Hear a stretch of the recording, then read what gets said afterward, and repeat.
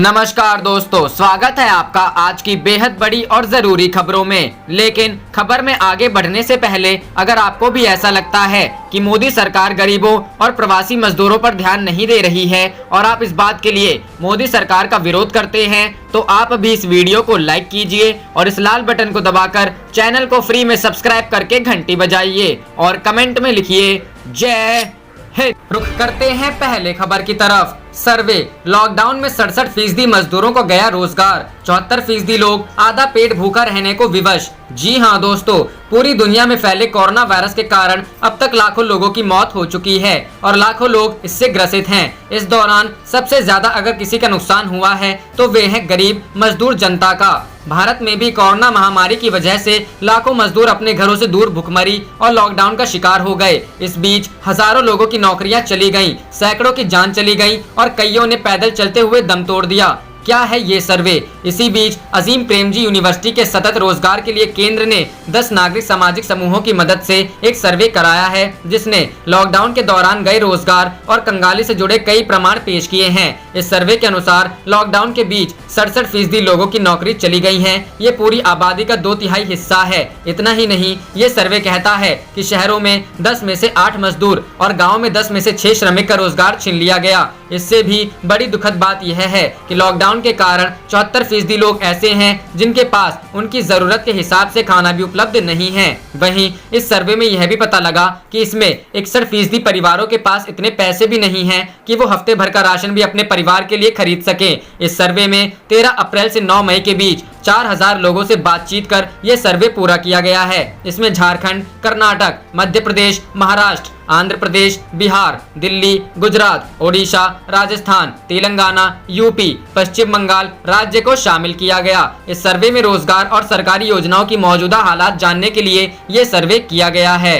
रुख करते हैं अगली खबर की तरफ। आर्थिक पैकेज पर बोले चिदंबरम, सरकार ने सिर्फ हेडलाइन पकड़ी, पूरा पन्ना खाली। जी हां दोस्तों, प्रधानमंत्री नरेंद्र मोदी के कोरोना संकट से बाहर निकलने को लेकर 20 लाख करोड़ रुपए के पैकेज के ऐलान के बाद बुधवार को वित्त मंत्री निर्मला सीतारमण ने सेक्टर आधारित पैकेज का ऐलान किया। हालांकि पूर्व वित्त मंत्री और कांग्रेस के वरिष्ठ नेता पी चिदंबरम ने इस पैकेज पर निराशा जताते हुए कहा कि सरकार ने सिर्फ हेडलाइन पकड़ी जबकि पूरा पेज खाली था।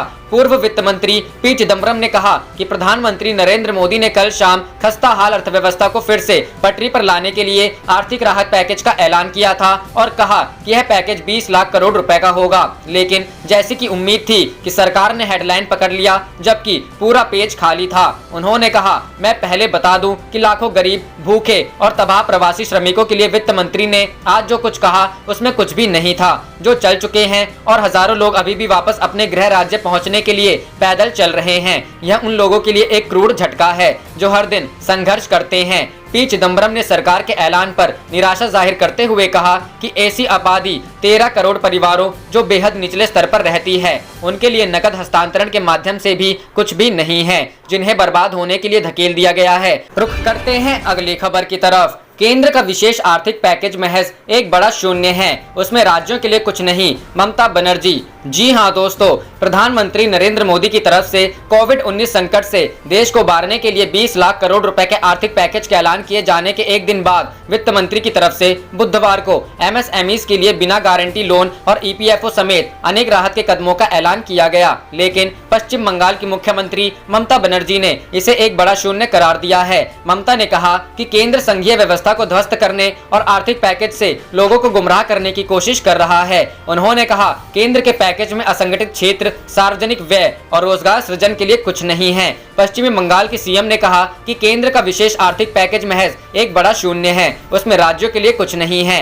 रुख करते हैं अगली खबर की तरफ। मोदी सरकार के 20,000 करोड़ पैकेज पर कांग्रेस का हमला, कहा लोगों की जेब में पैसा दो। जी हां दोस्तों, वित्त मंत्री निर्मला सीतारमण द्वारा प्रधानमंत्री मोदी द्वारा घोषित 20,000 करोड़ का आज जो ब्यौरा पेश किया उस पर कांग्रेस ने पहले सवाल उठाते हुए पूछा कि 16.4 लाख करोड़ के बारे में वित्त मंत्री खामोश क्यों हैं? क्या सरकार अपने डर और अपनी अज्ञानता का शिकार हो चुकी है? यह टिप्पणी कांग्रेस नेता और पूर्व वित्त मंत्री पी चिदंबरम ने निर्मला सीतारमण की घोषणा के तत्काल बाद की। उन्होंने कहा कि सरकार उन मजदूरों को लेकर क्यों खामोश है जो भूख से मर रहे हैं, नौकरियां जा चुकी हैं, हजारों मील तपती सड़कों को नंगे पांव नाप कर अपने घर लौट रहे हैं, कांग्रेस मानती है कि सरकार को अधिक खर्च करने की जरूरत है, लेकिन यह सरकार खर्च करना ही नहीं चाहती। सरकार को अधिक उधार लेना चाहिए, लेकिन लगता है कि उसकी इच्छा ही नहीं है। सरकार को चाहिए था कि वह राज्यों को अधिक ऋण लेने की सुविधा देती, जिससे वह अधिक खर्च कर पाते, परंतु यह सरकार इसके प्रति ना तो गंभीर है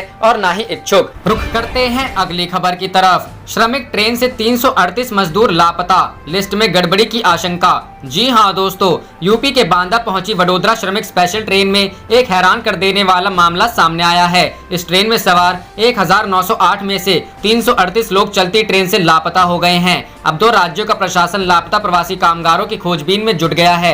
22 सामान्य डिब्बों की यह ट्रेन गुजरात के वडोदरा स्टेशन से मंगलवार को 1908 प्रवासी मजदूरों को लेकर बांदा के लिए चली थी, जिन्हें वहां बाकायदा स्क्रीनिंग करके ट्रेन में बिठाया गया था। सभी यात्रियों की जानकारी के साथ इसका एक लेटर अपर कलेक्टर वडोदरा DR पटेल द्वारा स्थानीय प्रशासन को भेजा गया था। जब ट्रेन बांदा पहुंची तो 1908 की बजाय 1570 लोग ही बांदा उतरे। चलती ट्रेन से लोग नदारद दिखे हैं। ऐसे में प्रशासन पर भी सवाल खड़े किए जा रहे हैं। रेलवे प्रशासन सकेत में है। वडोदरा से सवार 1908 मजदूरों में से सिर्फ 1570 यात्री ही बुधवार सुबह बांदा रेलवे स्टेशन पर उतरे। बाकी 338 लोग कहां लापता हैं, इसके बारे में किसी को कुछ नहीं पता। दावा किया जा रहा था कि पुख्ता स्वास्थ्य जांच और पड़ताल के बाद ही श्रमिकों को ट्रेन से उनके गृह राज्यों में भिजवाया जा रहा है।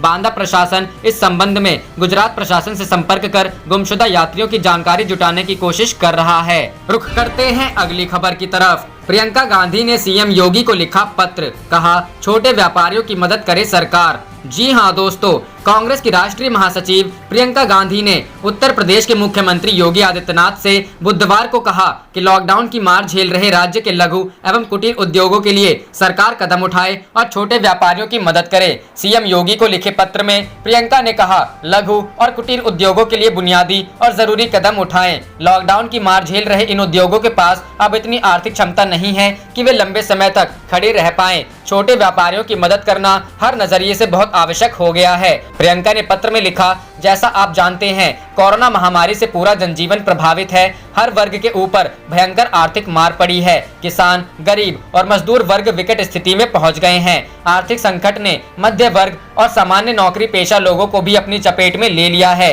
कारोबारी और व्यापारी वर्ग के ऊपर अस्तित्व बचाने का संकट खड़ा हो गया है। इन वर्गों की मदद करना अनिवार्य हो गया है। इस संदर्भ में आपको मैं कुछ सुझाव भेज रही हूं। आशा है आपकी सरकार इन पर ध्यान देगी और जल्द ही निर्णय लेगी। प्रियंका ने लिखा, शिक्षा और घर के ऋण का खर्च मध्यम वर्ग की आर्थिक बनावट का एक बड़ा हिस्सा होता है। आपको ज्ञात है कि मध्य वर्ग इस आर्थिक संकट से कितना प्रभावित है। ऐसे में प्राइवेट स्कूलों की फीस माफी की घोषणा उनके लिए एक बड़ी राहत होगी। उन्होंने कहा कि ऐसे समय में जब एक तरफ छटनी हो रही है और तनख्वाहों में कटौती हो रही है, मध्यम वर्ग के लिए घर के ऋण की मासिक किस्त चुकाना एक बड़ी चुनौती बन गया है। प्रियंका ने पत्र में सुझाव दिया है कि घर के ऋण पर लगने वाली ब्याज दर को शून्य कर दिया जाए व EMI जमा करने की बाध्यता को अगले 6 महीने के लिए स्थगित कर दिया जाए। प्रियंका ने पत्र में किसानों की समस्याओं का जिक्र करते हुए कहा कि बिजली की बढ़ी हुई दरें उनके लिए चिंता का विषय बनी हुई है।